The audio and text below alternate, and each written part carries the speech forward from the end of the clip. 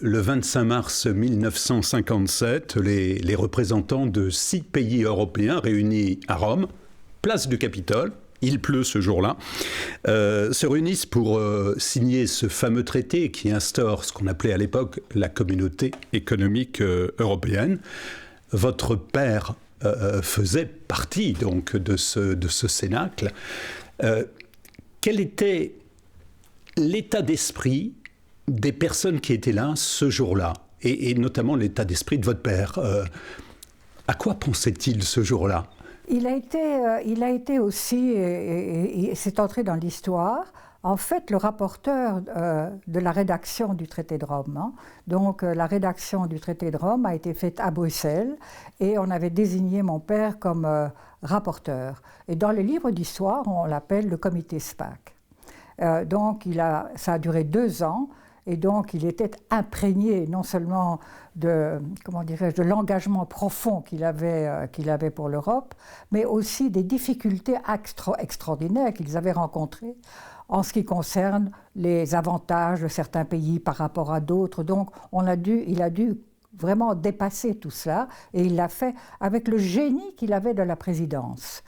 Il savait, parce qu'il était un peu rondouillard, comme ça, il était sympathique, il était remarquablement gentil, il avait beaucoup d'humour et il avait réussi à vraiment créer une atmosphère européenne à l'intérieur du comité de rédaction. Il en a gardé un souvenir merveilleux avec des grands techniciens comme Uri et comme Jean-François Degnaud. C'était un cénacle formidable. Alors, la signature du traité de Rome, le soir il écrit ses mémoires et il dit « Pour la première fois dans l'histoire, les hommes politiques de l'Europe auront fait quelque chose de grand. Ils ont créé une institution qui préservera la paix et qui donnera aux jeunes générations le cadre de vie qu'ils espèrent en ce qui concerne la protection des valeurs et un type de société qui tient en compte ces valeurs. » Alors il ajoute aussi quelque part, et je le cite de mémoire, finalement, il évoque cette volonté d'aller de l'avant, il parle même d'audace des pays d'Occident qui ont su oublier leurs querelles. Quelles querelles? Ah ben écoutez, 2 guerres successives.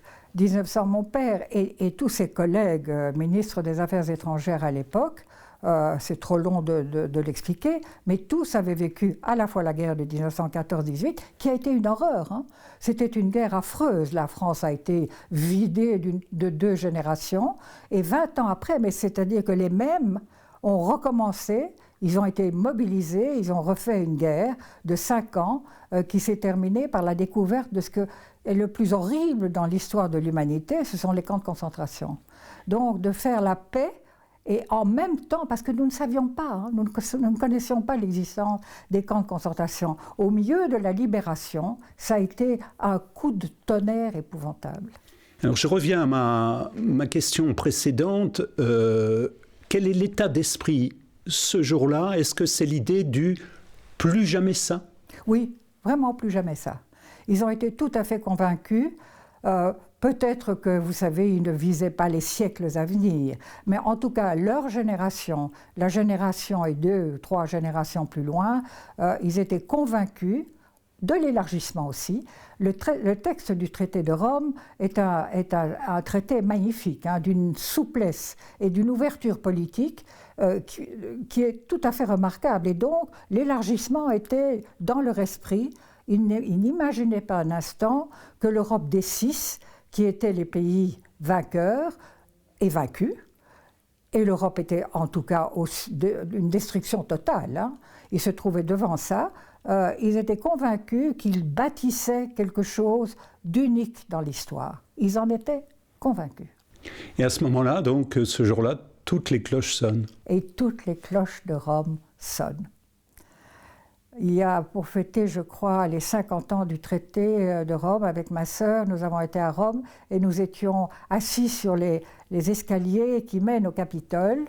Et nous parlions de notre père, et il y a des collaborateurs de la commission qui passent, et il y en a un qui dit à l'autre « Tiens, les fils Pâques sont assises là ». sur les marches du Capitole. C'était comme un rappel. Oui. Alors, qu'est-ce qui... On a compris, selon vous, quelles sont les lignes forces qui poussent vers cette unification du continent? Parce que, et votre père lui-même évoquait le discours de la peur, Oui. Il y a un arrière-fond sur le plan géopolitique qui est quand même relativement menaçant. Oui, oui, tout à fait. Je crois que la première étape, c'était quand même le génie de Robert Schuman, le courage de Robert Schuman, qui crée la communauté européenne du charbon et de l'acier. Ça, c'était plus jamais ça. Les pays, la France et l'Allemagne, ne pouvaient plus faire la guerre avec le charbon et l'acier en commun. C'est impossible. Et donc, ça, il fallait le faire. Et puis, évidemment, il y avait la grande peur de la politique de Staline. Il était vraiment aux portes de l'Europe, et donc il fallait faire la communauté européenne de défense le plus rapidement possible. Et ça a échoué. Et ça a été un grand malheur. À tous ceux qui se lamentent aujourd'hui sur la faiblesse de l'Europe, et il faut reconnaître qu'il y a vraiment des choses à faire, mais l'échec de la communauté européenne de défense a vraiment été très, très dramatique dans l'esprit, par exemple, de mon père. Il a cru que c'était fini. Et c'est la France qui a rejeté la communauté européenne de défense. C'est le gouvernement de Mendes France, très emberlificoté, si je puis dire, par les affaires d'Indonésie. Il a dit à mon père, je ne défendrai pas la communauté européenne de défense parce que je ne peux pas me mettre ces arguments supplémentaires sur le dos. Débrouillez-vous. Oui, alors, pour votre père qui était un grand amoureux, Madame Spaak, qui est un francophile, un francophone, un amoureux de la culture française, ça a dû être un déchirement de voir que c'était la France qui rejetait la communauté européenne de défense. Oui, dans des conditions qui étaient des conditions désastreuses, je veux dire. Un homme comme Mendes France, mon père lui en a beaucoup voulu, évidemment, après. Mais Mendes France était débordé par la politique étrangère à ce moment-là, et il avait dit à mon père, ça vient devant l'Assemblée nationale, mais en tant que Premier ministre, je ne défendrai pas. Et ça a été dramatique, parce qu'il y avait le général de Gaulle aussi, qui était dans l'ombre, et que l'ombre, hein, le général de Gaulle, il faut le dire, il était contre. Et donc, les 5 autres avaient accepté dans les 2 chambres, tous dans les chambres qui devaient être impliqués. C'était un désastre, un vrai désastre. Alors, pendant que j'étais au Parlement européen, un jour, il y a quelqu'un qui me dit « c'est épouvantable, l'Europe va mal, etc. » Écoutez, je vais vous raconter la communauté européenne de défense. C'est quoi ça ? L'histoire s'arrête très vite, hein. Et le souvenir de l'histoire s'arrête très vite. J'ai très vite arrêté, ils étaient dans le midi de la France, ils sont rentrés et ils ont dit on va téléphoner à la fois à Monet et à Bayenne, qui était le ministre des Affaires étrangères, qui avait dans ses cartons, au-delà de la communauté européenne de défense, une communauté économique et sociale. Et il a dit on le sort. Et ça a été le préambule et les négociations du traité de Rome, 2 ans avant le traité. C'est rapide, hein, rapide. Bien, Madame Spaak, on a parlé tout à l'heure de Staline et donc de ce climat de guerre froide. Je voudrais qu'on dise un mot sur les États-Unis à l'époque. Alors aujourd'hui, les choses ont changé. Il y a un président américain qui n'est pas mécontent si l'Europe se désintègre. Ouais. À l'époque, dans ces années 50, les États-Unis favorisent l'unification du continent. Pour quelle raison ? Tout à fait, tout à fait. Pour la bonne raison que par 2 fois dans le même siècle, la même génération était venue se battre pendant la guerre 1914-1918, et puis 1940-1945, c'est 22 ans. C'est presque la même génération, en tout cas c'est les pères et les fils. Et donc je pense qu'ils en avaient marre. Et que lorsqu'ils ont senti qu'il y avait une vraie volonté politique de construire une Europe qui en premier lieu voulait établir une paix indéfectible entre les membres, ils se sont dit que c'était le moment de les appuyer. Et c'était un appui moral, mais un appui quand même politique très important. Oui, puis les États-Unis vont donc, à travers le plan Marshall, aider à la reconstruction économique de l'Europe, et ils pensent que finalement le marché commun va dans le même sens. En plus, c'était évidemment un partenaire économique et ils avaient tout à fait intérêt à établir des relations commerciales très serrées, bien entendu. Et puis, il y avait la politique de Staline, qui était une politique expansionniste, qui ont détesté le principe de la construction de l'Europe. Détesté. Il a tout fait pour mettre des bâtons dans les roues. Bien, je reviens légèrement en arrière, je reviens toujours à ce fameux jour, on pourrait appeler ça le D-Day si on était américain, ce jour du mois de mars. On a entendu les paroles de votre père. Avec le recul, on mesure la portée historique de l'événement. Oui. À l'époque, la presse minore complètement cet événement. Il y a même un journaliste qui dit « Pour nous, c'était pas une histoire ». Qu'est-ce qui se passe ce jour-là ? C'était extraordinaire. Il y a eu la même réaction au moment où Robert Schuman a réuni la presse pour leur annoncer la communauté européenne du charbon et de l'acier, qui était quelque chose d'incroyable quelques années après la fin de la guerre. Et donc le même phénomène, en moins fort, je crois. C'est probablement, même sûrement passé. Et je crois qu'il faut toujours une espèce de recul pour se rendre compte de l'espèce de miracle qui s'était passé.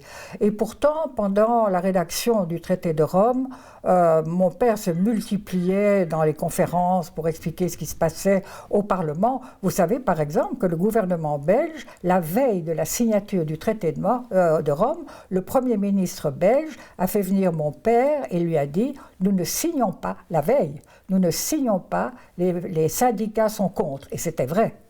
Mon père a dit, si tu ne signes pas, je donne ma démission, un autre ministre donnera sa démission avec moi, le gouvernement tombe, et alors on saura ce qui s'est passé. Vous vous rendez compte la veille? Et alors, mon père écrit dans ses mémoires, beaucoup plus par amitié que par conviction, il m'a donné la permission d'aller signer à Rome. Donc il y avait une méconnaissance des gens et une hostilité aussi. Vous savez, je dis toujours, toute ma famille était contre cette construction de l'Europe. Ma tante avait perdu son fils, mais le frère de mon père avait perdu sa femme. Nous avions été menacés de mort. C'est miracle que nous n'ayons pas été tués. Tout le monde avait quelque chose, un malheur, un grand malheur dans sa famille, et il y avait la découverte des camps de concentration. Donc cette histoire de construction de l'Europe, c'était trop pour eux. Trop d'émotions, il y avait la victoire, il y avait les camps de concentration, et puis tout d'un coup, on arrive avec une construction européenne où les perdants auront la même force et la même intensité, le même pouvoir que les gagnants. C'était beaucoup. Un beau-frère brasseur expliquait à mon père qu'il allait être ruiné. Il a fait, après le marché commun et le marché unique, il a fait une fortune magnifique avec sa bière qui était délicieuse. Mais vous comprenez, le premier réflexe, c'en était trop. Et je pense que les journalistes étaient un peu dans cette humeur en disant, bon, un nouvel essai, on a eu le charbon et l'acier et maintenant, est-ce que ça va réussir? Une espèce de fatigue des grands événements. Je n'explique pas autrement. Mais les cloches ont été quand même très importantes. Vous montrez très bien qu'on hésite jusqu'au dernier moment. Et alors, ce qu'on a découvert plus tard, c'est qu'au moment de la signature du traité, on avait même laissé encore des pages blanches. Il a fallu... Oui, tout à fait. Tout à fait, oui. Pourquoi ces pages blanches? Je crois que c'était probablement secondaire, qu'ils étaient tenus par un calendrier très serré et qu'ils avaient fait le pari de laisser les cloches sonner et qu'on remplirait après. Mais il fallait le faire quand même. Si les journalistes avaient été un peu plus intéressés, ils auraient découvert probablement qu'il y avait des pages blanches. Bien. L'Europe aujourd'hui, l'Union européenne aujourd'hui, on dit parfois 60 ans, c'est l'âge de la retraite, oui. Ou alors c'est l'âge d'un nouveau départ. Oui. Qu'est-ce que vous choisissez? Écoutez, je trouve qu'on n'a pas le droit d'être pessimiste. On n'a pas le droit d'être pessimiste. Je veux dire, c'est une réalisation tellement unique dans l'histoire de l'humanité. Je le répète, c'est très rare qu'on ait essayé ça et qu'on l'ait réussi. Donc maintenant, je déteste les gens qui parviennent à dire froidement « l'Europe, c'est fichu ». C'est fini, c'est d'ailleurs quelque chose de tout à fait secondaire, les gens ne sont pas heureux. Non, c'est pas vrai. Ce qu'il y a eu, à mon avis, c'est qu'on a fait un élargissement trop rapide, ce qui a affaibli des institutions qui n'étaient pas prêtes à cet élargissement. Et ça a donné l'impression d'une dilution de l'autorité, une dilution vraie d'ailleurs, de l'autorité, notamment de la Commission. Mais le Parlement européen a été un vrai Parlement. Moi, j'ai vu la différence entre 79 et 94. Entre l'Assemblée consultative et... Oui, et le vrai Parlement. Ils se mêlaient vraiment, ils avaient un poids politique qu'ils ont gardé et même amplifié. Est-ce que vous pensez que dans cette Europe à 27, puisque 27 chefs d'État vont se réunir, un sursaut est possible? Tout à fait. Je crois et d'où viendra-t-il? Je crois que le rebond doit venir de la zone euro. La zone euro est composée par 19 pays, l'Angleterre n'y était pas. Il y a 19 pays. À l'intérieur de ces 19 pays, parce que la Grèce y est, on peut dire qu'il y en a les experts qui... Je ne suis pas la seule à le penser. C'est ça l'idée pour le moment. Les ministres des Affaires étrangères des 6 pays fondateurs, j'exagère un peu parce que la Hollande a quand même évolué d'une manière différente, réfléchissent à partir de cette zone euro et les pays qui sont véritablement impliqués dans la politique de l'euro, de rebondir avec des institutions plus efficaces. C'est l'Europe à plusieurs vitesses alors? Ah, c'est l'Europe, mais elle existe déjà maintenant. L'Angleterre n'était pas dans Schengen, il y avait plusieurs pays qui n'étaient pas dans Schengen, il y avait plusieurs pays qui n'étaient pas dans l'euro. C'est tout à fait conforme au traité de Rome. Tout à fait conforme. Donc il y a moyen de rebondir à 10 ou 12. Personne ne peut empêcher un certain nombre de pays d'aller plus loin.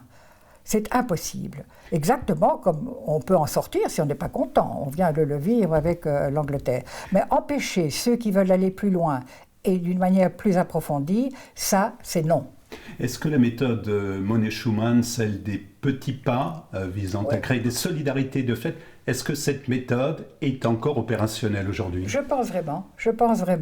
Ce n'est pas un petit pas que de rebondir, c'est un rebond. Mais ça demande énormément d'engagement et une volonté forte de mettre l'opinion publique en phase avec cette opportunité. Qu'est-ce qui manque aux hommes politiques aujourd'hui pour le faire? Mais je pense qu'il leur manque l'enthousiasme dont nous avons connu l'intensité. Je crois qu'ils se sont laissés un peu embourber par la crise. Il y a eu la crise économique de 2008. Sans l'euro, nous en serions sortis très mal. Et puis, il y a eu le problème de l'immigration. À 28, le président de la Commission européenne, Jean-Claude Juncker, qui avait proposé un plan de répartition des immigrés entre les différents pays en tenant compte de leur produit intérieur brut, il n'a pas été suivi et il n'avait pas l'autorité nécessaire pour l'obligation ou pour pouvoir aller plus loin sans ceux qui ne désiraient pas les suivre. Et ça, c'est mortel pour la Commission. Ils donnent le plan, une majorité probablement était prête à suivre, une minorité à saboter. C'est impossible de continuer comme ça. Alors il y avait aussi dans ce traité de Rome, vous savez, le fameux préambule qui a d'ailleurs été rédigé par Deniau, d'une union sans cesse plus étroite. Mais cette union sans cesse plus étroite, pour vous, ça a dû être une déchirure, le départ de la Grande-Bretagne? Oui, écoutez, surtout une déchirure familiale, parce que la moitié de ma famille est anglaise. Moi, ma sœur a épousé un haut fonctionnaire anglais qui était un Européen plus convaincu que moi, si c'est possible. Et donc, il est mort. Mais il aurait été d'une tristesse épouvantable. épouvantable. Et la campagne qui a abouti au Brexit est un scandale de mensonges éhontés, exactement comme Marine Le Pen hier à la télévision. Ce sont vraiment des choses fausses qu'ils ont dit. Ils ont raconté Et ils ont été mal défendus par Cameron, qui passait son temps à dire « je suis pour rester dans l'Europe », mais c'est quand même une aventure épouvantable. Et Bruxelles, c'est l'enfer. Écoutez, on ne défend pas un projet politique en disant qu'on déteste l'endroit où tout se décide. Et je crois que le problème des réfugiés est aussi un problème qui a rendu les choses plus difficiles, parce que, comme je le disais tout à l'heure, la Commission a été incapable d'imposer une solution. Une dernière question, Madame Spaak. Donc là, les chefs d'État se réunissent dans quelques heures à Rome pour tenter aussi de préserver leur unité à ce moment-là. Oui. Qu'est-ce que vous auriez envie de leur dire ? Quel est le message que vous auriez envie de dire d'envoyer à ces chefs d'État ? Quel message ?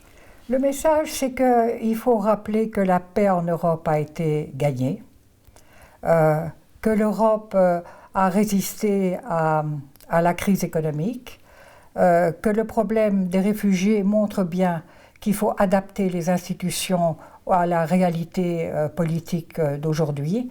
Et il faut surtout dire qu'au moment de la globalisation, il n'y a pas d'alternative. Et que de baisser les bras, c'est criminel. Donc nous sommes au milieu du gué, il faut aller de l'avant. Tout à fait. Et on en a connu déjà beaucoup d'aventures où nous avions l'impression que les choses avaient été trop loin, trop vite, et il faut rattraper